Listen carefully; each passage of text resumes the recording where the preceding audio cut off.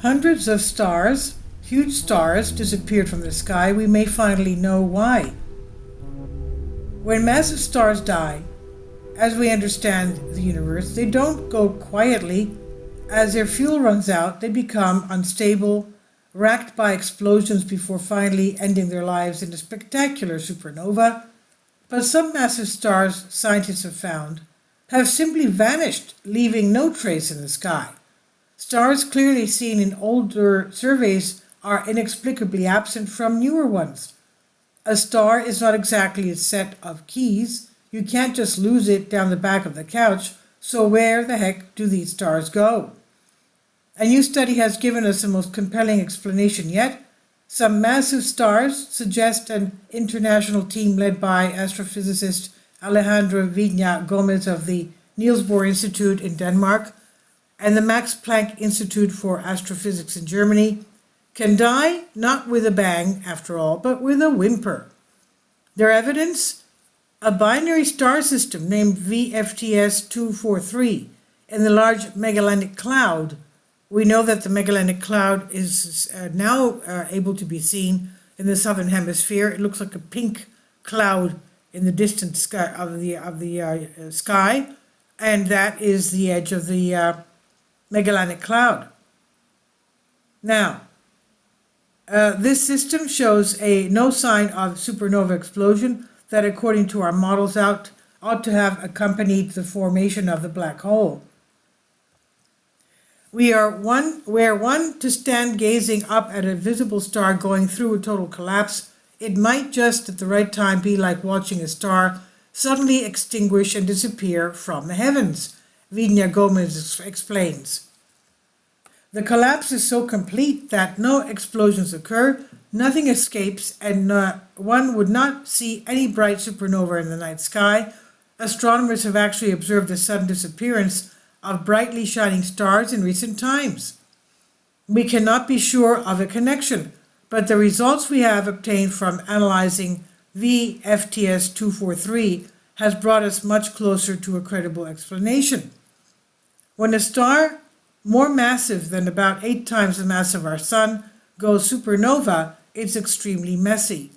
The outer layers, most of the star's mass, are explosively ejected into space around the star, where they form a huge expanding cloud of dust and gas that lingers for hundreds of thousands to millions of years. Meanwhile, the star's core, no longer supported by the outward pressure of fusion, collapses under gravity to form an ultra-dense object, a neutron star or a black hole, depending on the initial star's mass. These collapsed cores don't always stay put. If the supernova explosion is lopsided, this can put the core off into space in a natal kick, and we can also sometimes trace the core's trajectory back to the cloud of material it ejected as it died. But if enough time has elapsed, the material may have disappeared. But the size of the natal kick can remain a lot longer. VFTS 243 is a very interesting system. It consists of a massive star that's around 7.4 million years old and around 25 times the mass of our Sun, and a black hole around 10 times the mass of the Sun. Now, although we cannot see the black hole directly, we can measure it based on the orbital motion of its companion star, and of course we can infer other things about the system. One interesting thing is the shape of the orbit. It's almost circular, and this, together with the motion of the system in space, suggests that the black hole did not receive a huge kick from a supernova. The researchers who discovered the black hole back in 2022 suspected as much, and now the work of Vigna Gomez and his colleagues have confirmed it. There has been a growing body of evidence that suggests that sometimes massive stars can collapse directly into black holes without passing supernova or collecting 200 space dollars, using the monopoly type of things. Now, VFTS 243 represents the best evidence we have for this scenario to date, they said.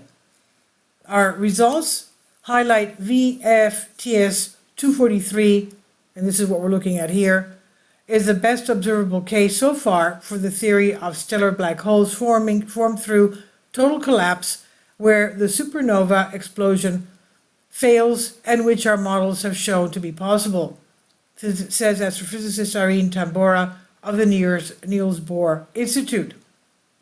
It's an important reality check for these models, and we certainly expect that the system will serve as a crucial benchmark for future research into stellar evolution and collapse.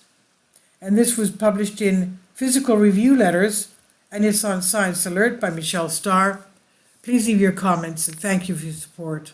Finally, support my Patreon account. The daily posts are 5 videos daily, and they are totally different from what I have on my YouTube channel. Thank you so much for your support and that you find all my content so interesting. You'll find the Patreon account details in the description box below.